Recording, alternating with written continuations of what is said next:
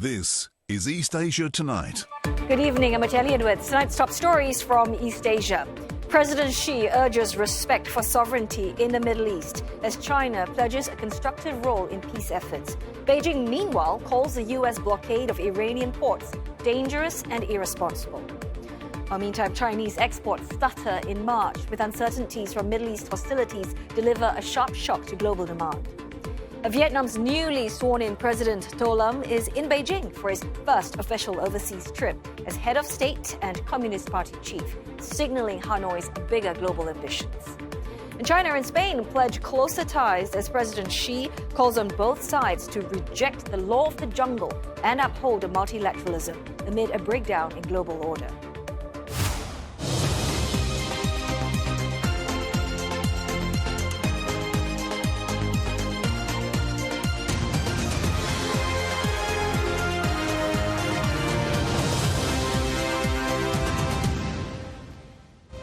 Also ahead, what do you do when fast fashion turns into a waste crisis? In China, a new AI-powered machine is sorting clothes by fabric in just seconds, streamlining one of recycling's most tedious first steps by doing in minutes what once took hours by hand. Could this be a game changer? We find out.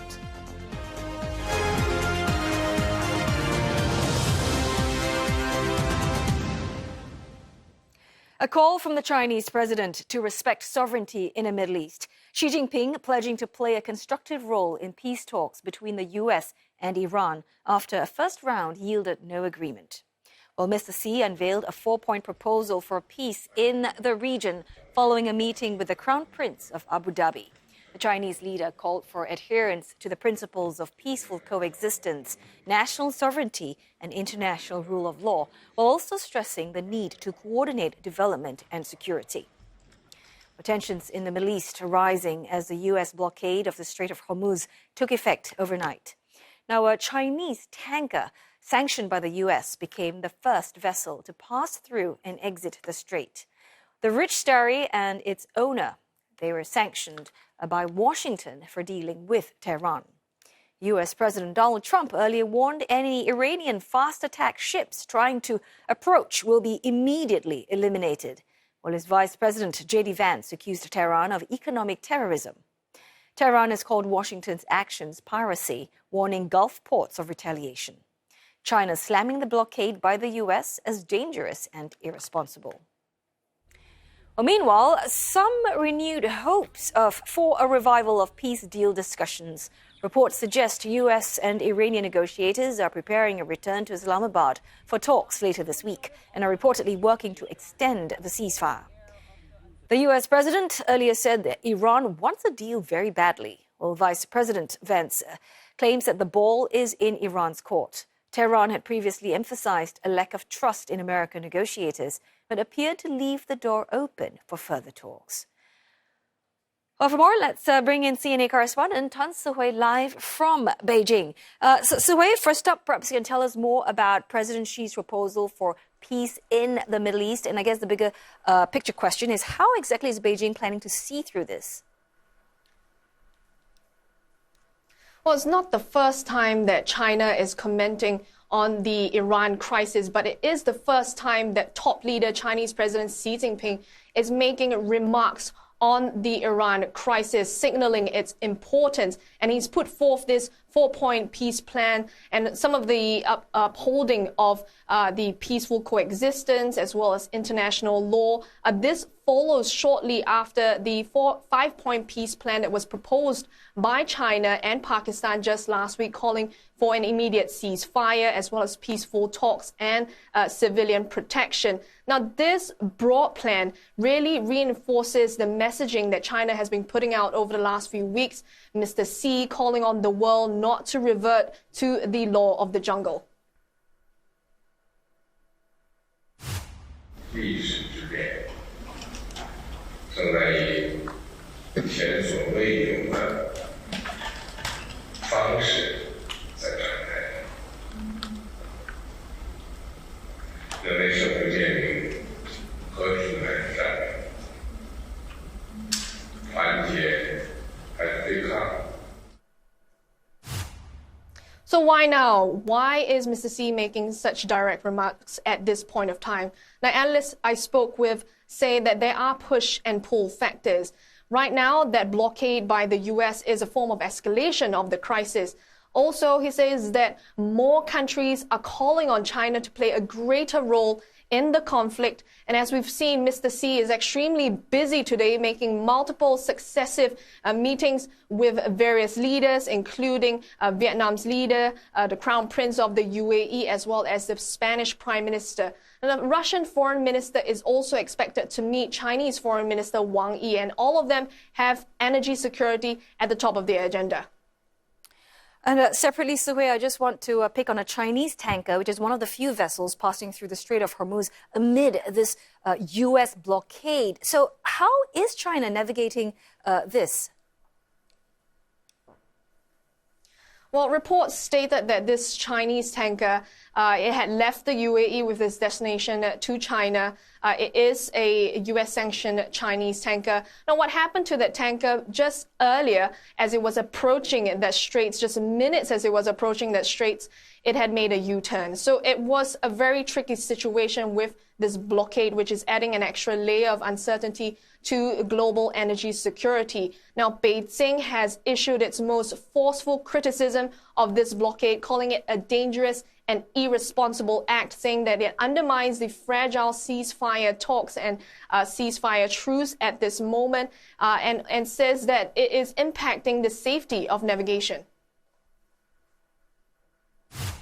中方认为，只有实现全面停火止战，才能从根本上为缓和海峡局势创造条件。中方敦促各方恪守停火安排，聚焦对话和谈大方向，以实际行动推动地区局势缓和，尽早恢复海峡通行。 But again, this blockade is expected to have a very small impact on China. It has already diversified its supply chains and reduced its dependency on the straits. Right now, it wants to be a voice of calm on the diplomatic front without directly confronting the U.S., as U.S. President Donald Trump is expected to visit China next month. Well, thanks for that update. CNA correspondent Tan Si-hui speaking to us live from Beijing. South Korean President Lee Jae-myung has warned of prolonged global energy disruptions and steep oil prices triggered by instability along the Strait of Hormuz. 호르무즈 해협을 둘러싼 양측의 갈등이 고조되고 있어서 상황을 낙관하기가 쉽지 않습니다. 당분간은 글로벌 에너지 원자재 공급망의 어려움 그리고 고유가가 계속될 것입니다. Now, Mr. Yi told officials to treat supply chain instability as a continuing risk and called for stronger emergency response systems alongside efforts to diversify energy sources. Well, the measures include fast-tracking a supplementary budget of $17.7 billion.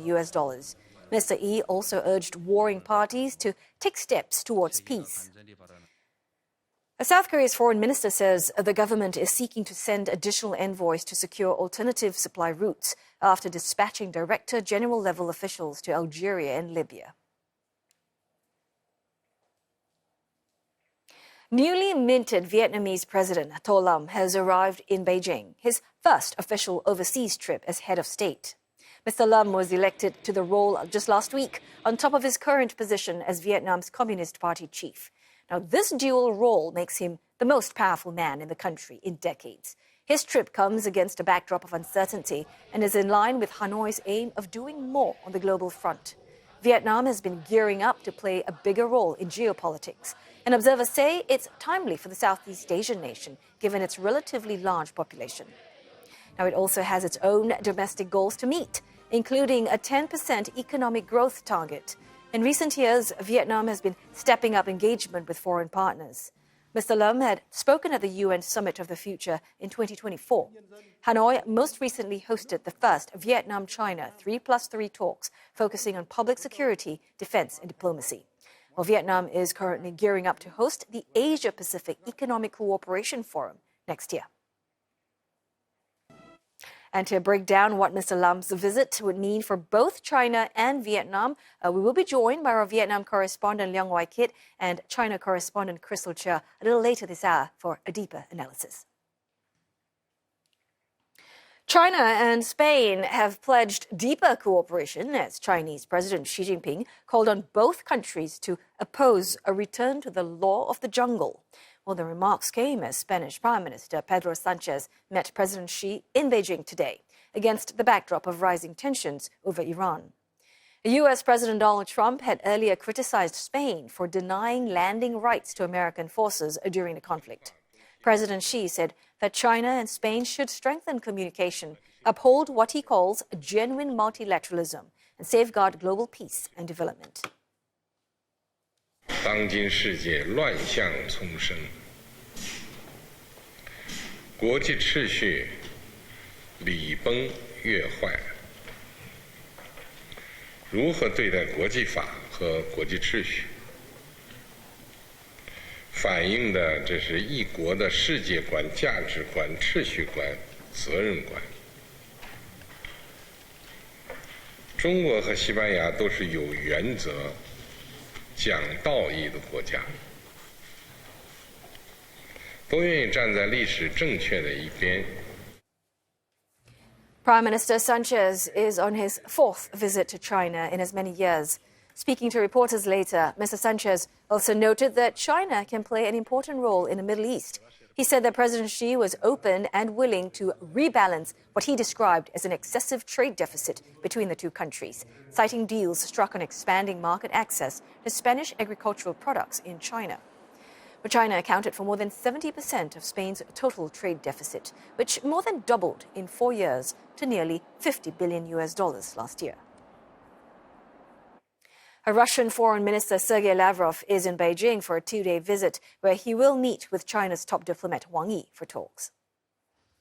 China's foreign ministry said that the pair will share views on cooperation in regional and international issues. The talks are expected to focus on the wars in Ukraine and Iran. In a phone call last week, the pair agreed to work together to reduce tensions in the Gulf. Mr. Lavrov's visit comes at the same time as other high-level visits to the mainland, including Vietnam's leader To Lam and Abu Dhabi's Crown Prince. Well, breaks up next, but coming up on East Asia tonight, the founder and chairman of China's embattled Evergrande Group pleads guilty to fraud and bribery. Also, oil futures taking a sharp slide with hopes rising of more dialogue between the U.S. and Iran to end the conflict in the Middle East.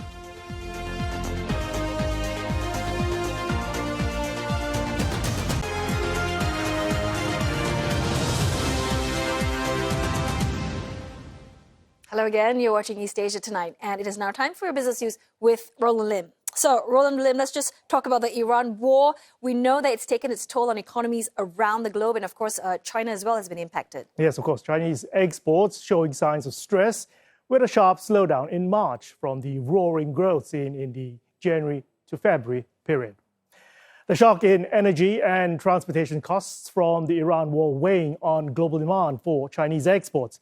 A growth in outbound shipments skidded 2.5% on year. That's a 5-month low, sharply down from a double-digit gain the first 2 months. Imports, however, rose by almost 28% in their best performance in more than 4 years.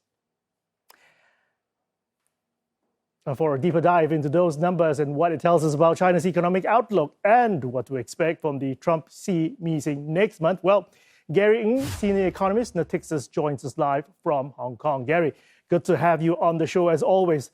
The March trade numbers were clearly softer on the export side. Is this due to that strong start at the beginning of the year, or is this an early sign that China's external demand is losing steam?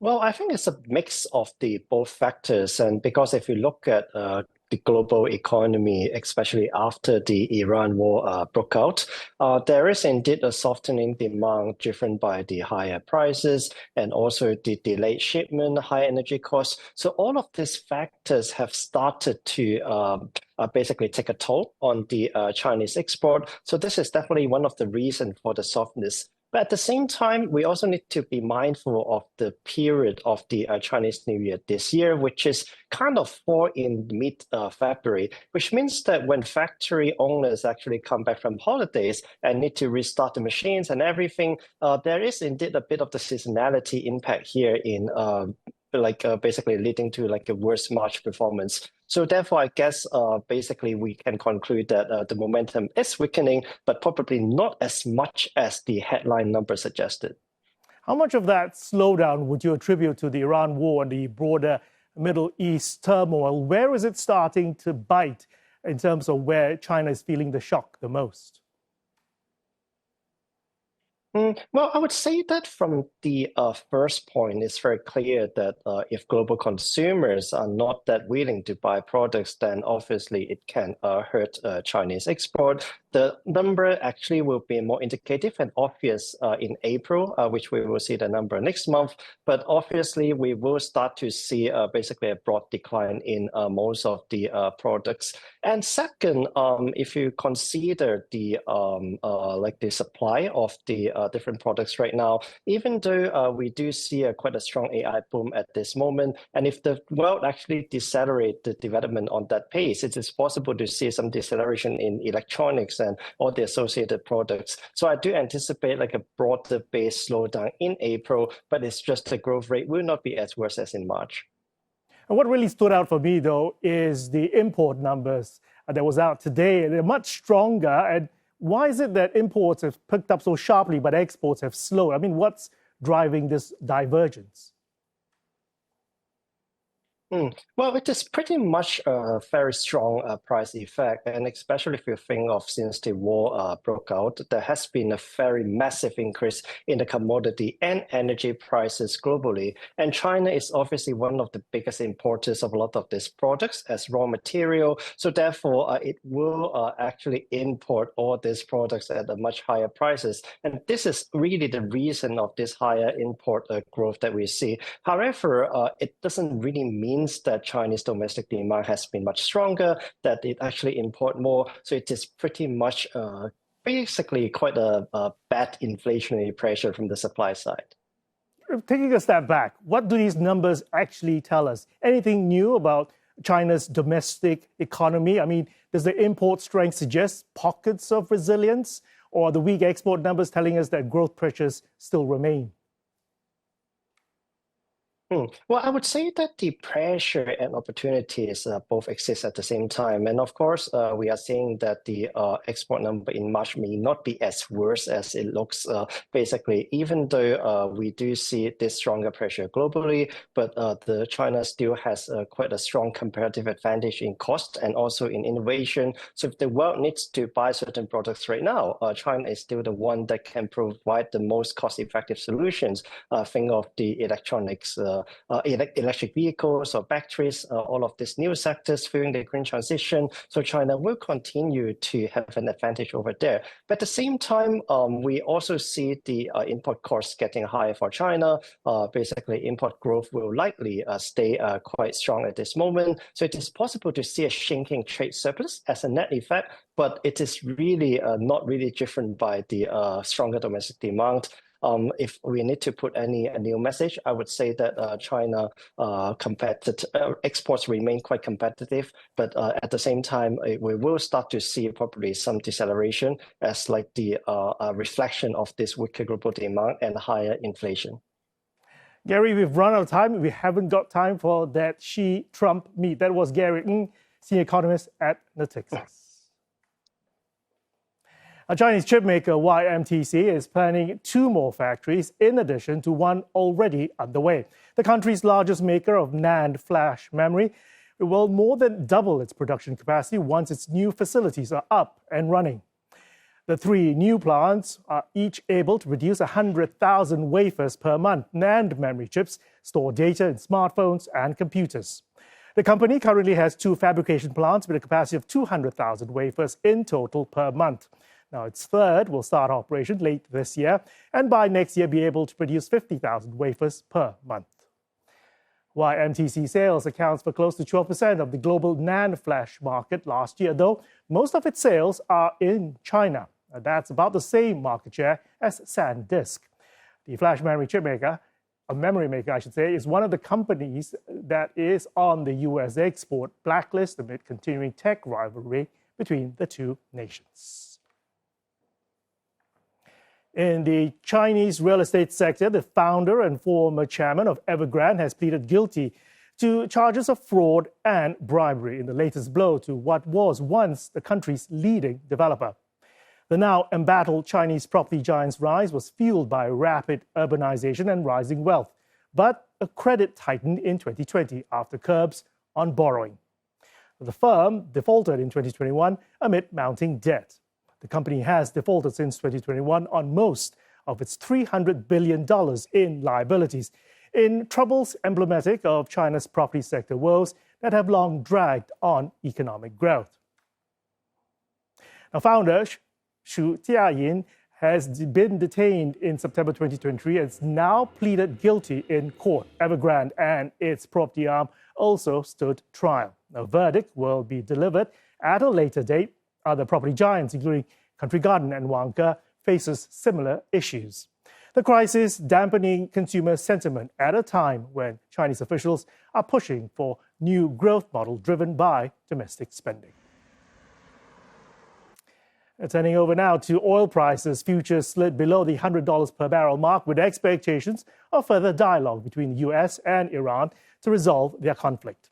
The Brent peaked at $119 towards the end of March, entering this month above $100. Prices have since fluctuated between $90 and $109 amid the largest ever disruption to oil supplies.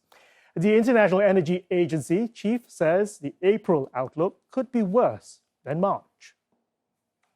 March was a very difficult month for the world in terms of energy, in terms of economy. And April may well be even worse than March, because during the month of March, we have already received cargoes which were loaded well before the crisis started to the markets, and during the month of April, nothing has been loaded. The longer the disruption is, the more severe the problem becomes. The IEA chief's warning comes as the last oil tankers which exited the Hormuz Straits reach refineries. The final ships are expected to reach their destination in Malaysia and Australia next week. Now, Asian refineries have responded to the supply crisis by buying up a record number of crude oil cargoes, competing with European and US buyers. Electric vehicle sales have risen in Southeast Asia as cost-conscious buyers look to avoid fuel price spikes driven by the war in the Middle East. Vietnam's EV maker, that's VinFast, saw domestic sales surge 127% in March to 27,600 cars. Electric vehicles made up about 40% of sales last year, with growth accelerating this year. Chinese brands like BYD are also gaining ground in Thailand and the Philippines. Exports of Chinese EVs, Southeast Asia's key market, doubled in March, industry data shows. Asian nations have been hit hard by a fall in crude shipments and a spike in costs. Now, prices have surged about 50% since the war began. Electric vehicles are gaining ground beyond Southeast Asia. Now, Capital Economics says registrations more than doubled in March in Japan, South Korea, and New Zealand, and rose more than 50% in India and Australia. And that is the latest in business news. Roseli. Thanks so much for that, Roland. Well, on that note, we are going to zip out for another break. But coming up on East Asia tonight, Vietnam's leader To Lam makes his first overseas trip to Beijing as both head of state and Communist Party chief. Our correspondents will be breaking it all down and what it signals, as well as what's at stake. Plus, North Korea testing strategic cruise and anti-warship missiles, with leader Kim Jong-un calling for improved military strike capabilities.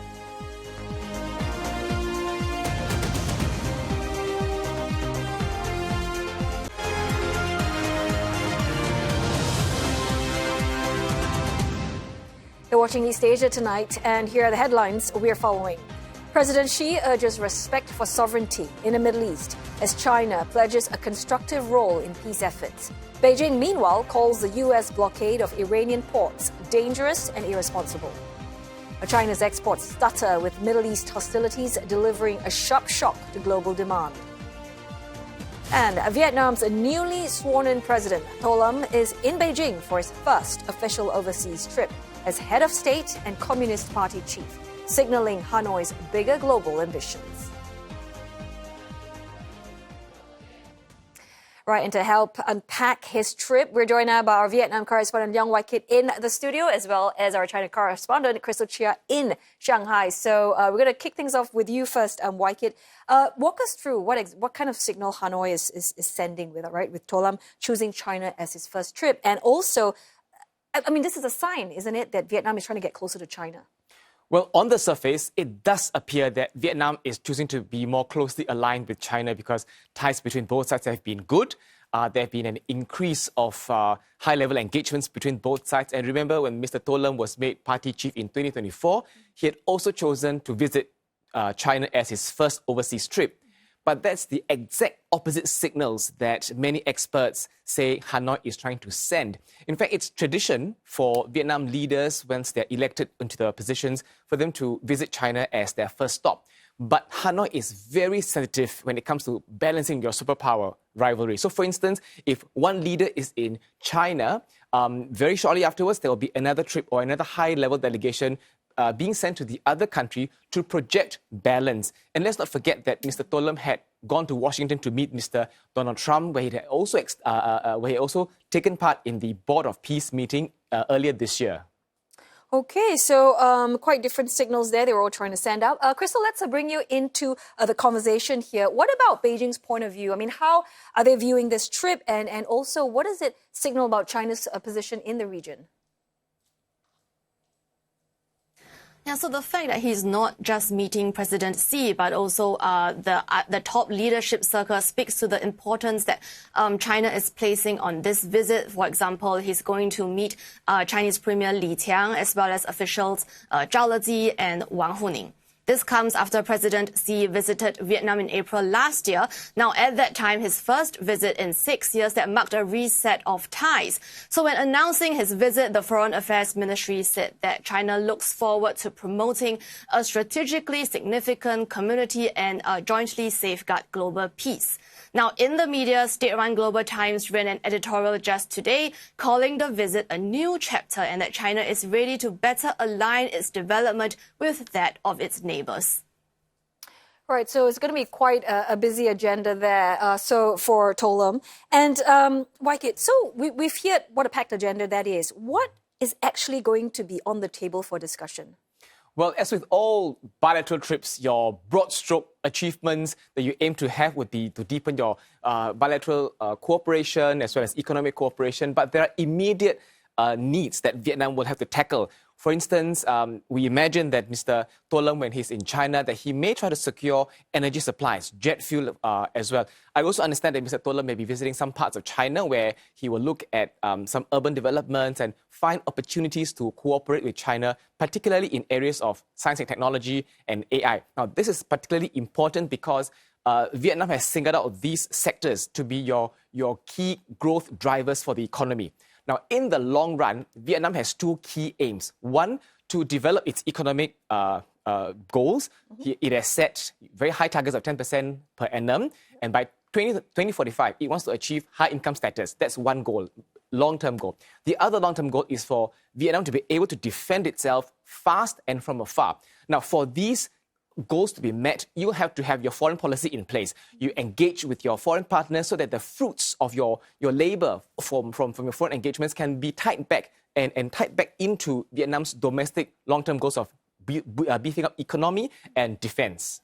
Those are pretty ambitious goals and targets that they have set for Vietnam. So, Crystal, we have heard about Vietnam's intentions and plans, but what about Beijing's end? What is it hoping to get out of this visit? So like Waikid said, I think those broad strokes applies to Beijing as well. Beijing's goals are both strategic and economic. Vietnam is very important to China, but their relationship is, also complicated. Vietnam sits directly on China's southern border, stretching along the South China Sea. There's a major ongoing railway project that links the two countries, although analysts say that Vietnam remains wary of structural dependence on Beijing. Now, economically, Vietnam is also increasingly significant to China. Vietnam is China's top trading partner in ASEAN. Bilateral trade was $256 billion last year. That's a 25% increase. Now, again, this relationship is complex. Vietnam is emerging as a low-cost manufacturing hub, making it both a partner and competitor for China. Right, and that sort of ties into our next question, Waikid, because we cannot forget that there are potential disputes as well with Beijing, right? So how do you think Vietnam is going to navigate that because there are all these ongoing maritime disputes that we've been talking about? Right, now picking up on Crystal's point about the complex and complicated relationship between China and Vietnam, I think the South China Sea will always be a sticking point where bilateral ties are concerned. But Vietnam's strategy is to isolate all these maritime conflicts from your warm political, economic ties. I spoke with one Vietnam-China expert who says that when it comes to matters of national importance, Vietnam will stand up, Vietnam will make its position known. He reminded us of the 2014 major maritime crisis known as the oil rig crisis, which was caused by Beijing's decision to send oil rigs into the disputed waters. And back then, Vietnam was largely seen as having stood up to China. So since then, you will see a pattern there that there are close ties between both sides, but at the same time, Vietnam is able to compartmentalize your conflicts and resolve them separately. All right. Well, many thanks for helping us unpack China-Vietnam relations. Really appreciate you being in here. Our Vietnam correspondent, Leong Wai Kit, was talking to us with us in the studio. And of course, we also had CNA's China correspondent, Crystal Chia, speaking to us live from Shanghai. Now, the U.S. and the Philippines are preparing for their biggest joint military exercises ever with 5 other allies.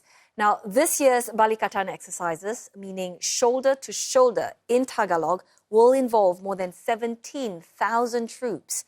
Well, the drills happening between 20th of April and 8th of May will include military personnel from Japan, Canada, France, Australia, and New Zealand. Now, Japan alone is sending about 1,400 troops, along with warships, aircraft, and anti-ship missile systems, including one of its largest vessels, the Ise helicopter carrier.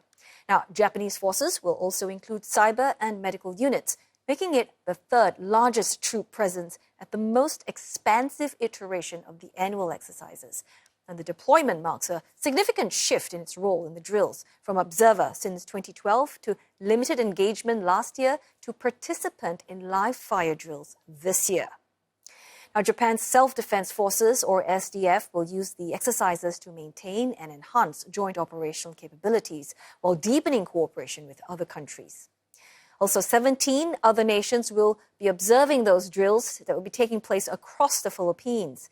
Well, in 2024, a record 16,000 personnel participated. And the Philippines says that the exercises are not directed at any country and are aimed at reinforcing a shared goal of maintaining a free and open Indo-Pacific. Now, North Korea has tested strategic cruise missiles and anti-warship missiles. State media KCNA said that leader Kim Jong-un observed the test from a destroyer with senior defense officials and naval commanders. Well, the missiles reportedly flew over waters off the country's western coast. KCNA says that Mr. Kim was briefed on weapons system plans for 2 additional destroyers that are under construction.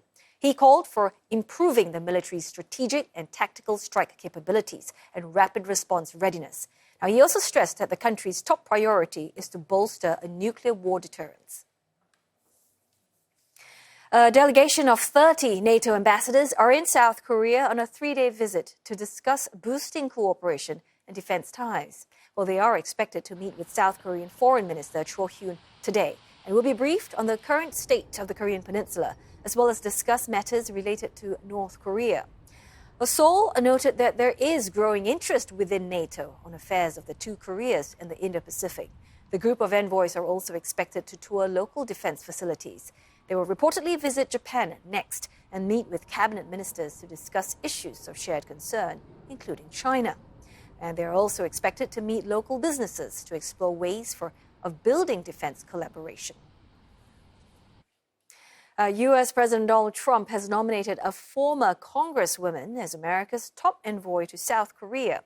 Now, the position has been left vacant since former Ambassador Philip Goldberg departed in January last year. Michelle Park Steele, a two-term Republican lawmaker from California, is of Korean descent. If she's confirmed by the Senate, she will become the second Korean American to serve in the role after former Ambassador Sung Kim. Her nomination comes as Seoul and Washington face a whole range of shared tasks, such as addressing trade and investment issues, working on regional and global challenges, and modernizing the bilateral alliance. South Korea's presidential office has welcomed the move. It hoped that her formal appointment would further boost bilateral ties. The confirmation process by the U.S. Senate is expected to take several months.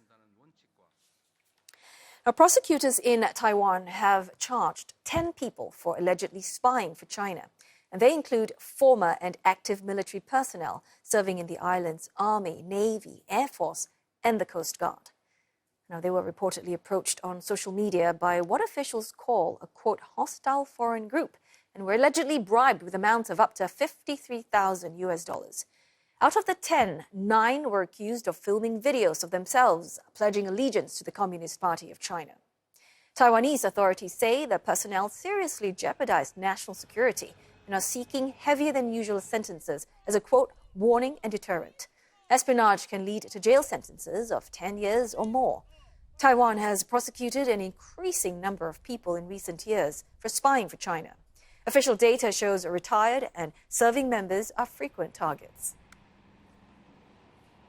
A time now for another short break, but coming up on East Asia Tonight. China dominates the world's supply of critical minerals, with users ranging from cell phones to defense. The EU launches a critical minerals procurement platform in hopes to break its reliance on Beijing. Plus, mounting textile waste is a growing global problem. By an AI-powered machine could help take the strain off one of recycling's most labor-intensive steps.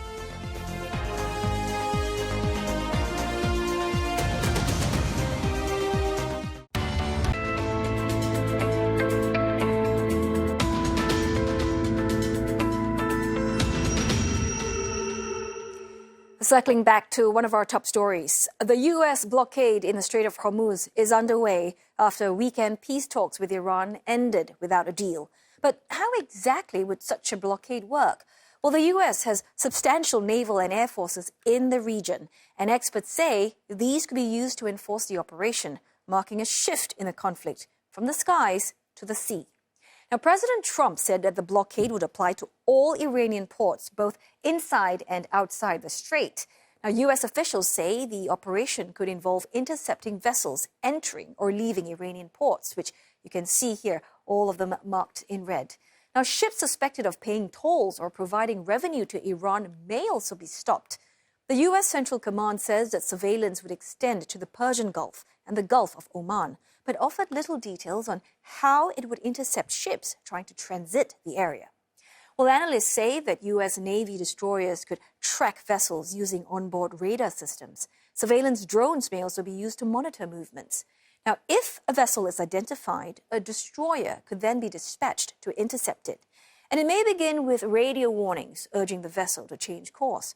And if that doesn't work, experts say forces could attempt to board and search the ship. But such actions could face challenges. Just last weekend, Iran's Revolutionary Guards warned of a danger zone that's said to be littered with mines. Well, that danger zone forces ships passing through the strait to take an Iran-controlled route. Well, U.S. Central Command says it has begun efforts to clear mines to create a safe pathway through the strait.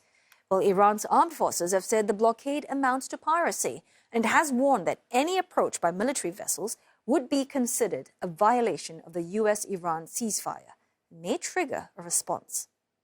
Well, the U.S. is seeking to pile pressure on Iran, including by targeting its oil exports, a key source of revenue. It's important to note that operating so close to Iran's coastline could expose U.S. forces to potential attacks. Besides mines in the vital waterway, Iran is believed to have fast missile-armed small boats that could target ships in the strait.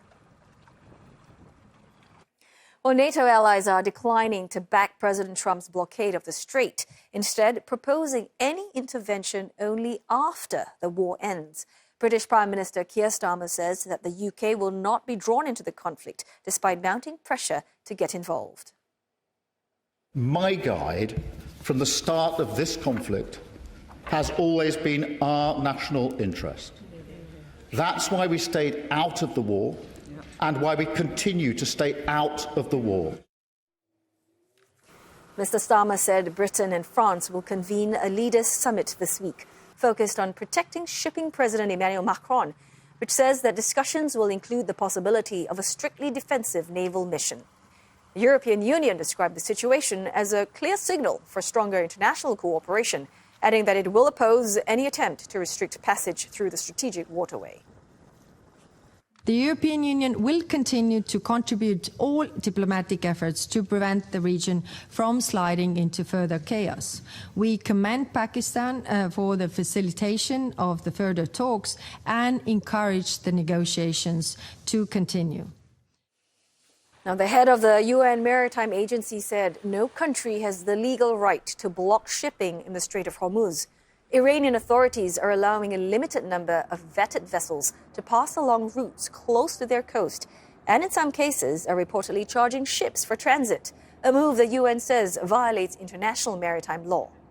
Now, Israel has backed the U.S. decision to impose a naval blockade of Iranian ports.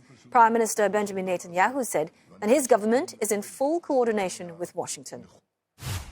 And for more of our coverage on the war in Iran, do log on to cna.asia or our mobile app for stories, including this one here on Washington reportedly demanding Tehran not to enrich uranium for 20 years during last week's peace talks.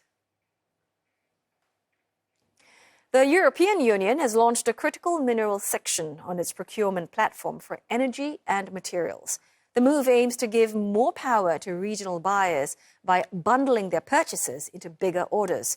Well, the bloc is hoping to gradually reshape supply chains and cut dependence on dominant producer China. Well, you see, China controls up to 90% of output in a rare earth sector, which is a subset of critical minerals.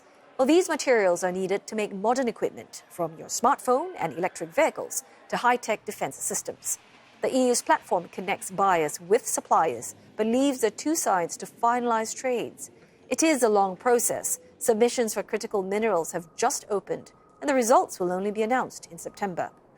Last April, China tightened export controls of rare earths to force the U.S. to ease the Trump tariffs.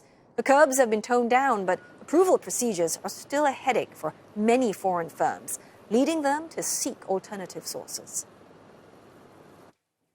Now, Japan's net greenhouse gas emissions fell to a record low in the 2024 fiscal year, partly due to a slight increase in the use of nuclear and green energy.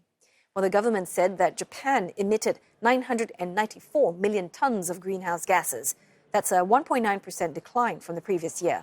It's also the first time emissions fell below the 1 billion ton threshold since 2013. It also marks the third consecutive year of declining emissions and the lowest level of emissions since records started in 1990. During the 2024 fiscal year period, nearly 68% of Japan's electricity was generated using coal, gas, or oil, marking a slight decrease from the previous year. Tokyo aims to reduce their reliance on such fuel sources by 30 to 40% over the next 15 years. Well, Japan is heavily dependent on imported fossil fuels and is the world's fifth largest emitter of carbon dioxide. The country aims to cut greenhouse gas emissions by nearly half by 2030 and to be carbon neutral by 2050. From fast fashion to mounting waste, well, the global clothing industry is under huge pressure to clean up its act. Now, a new AI-powered machine in China is offering a possible solution, sorting textiles in seconds to boost recycling efforts. In an industrial park in Zhangjiagang, piles of discarded clothing are fed into a machine. Using artificial intelligence, it scans and sorts textiles by material in seconds. The fast-sort textile machine can process 100 kilograms of clothing in just 2 to 3 minutes, a task that would take a human worker up to 4 hours. 这条分选线是用来分选废纺的材质，根据客户的需求，可以从废纺里面分选出高含量的涤纶、高含量的棉，甚至高含量的氨纶。那么这个含量呢，可以根据客户的要求设置95%含量、90%含量、85%含量，根据客户的不同要求自己来设置。这样呢，我们就可以把这个废纺充分的利用起来，减少废纺的焚烧，对资源的循环利用会有很大的帮助。At this facility, the machine can process several tons of textiles a day, significantly reducing the need for manual labor. Previously, dozens of workers could only sort about 1 ton daily, often with less accuracy.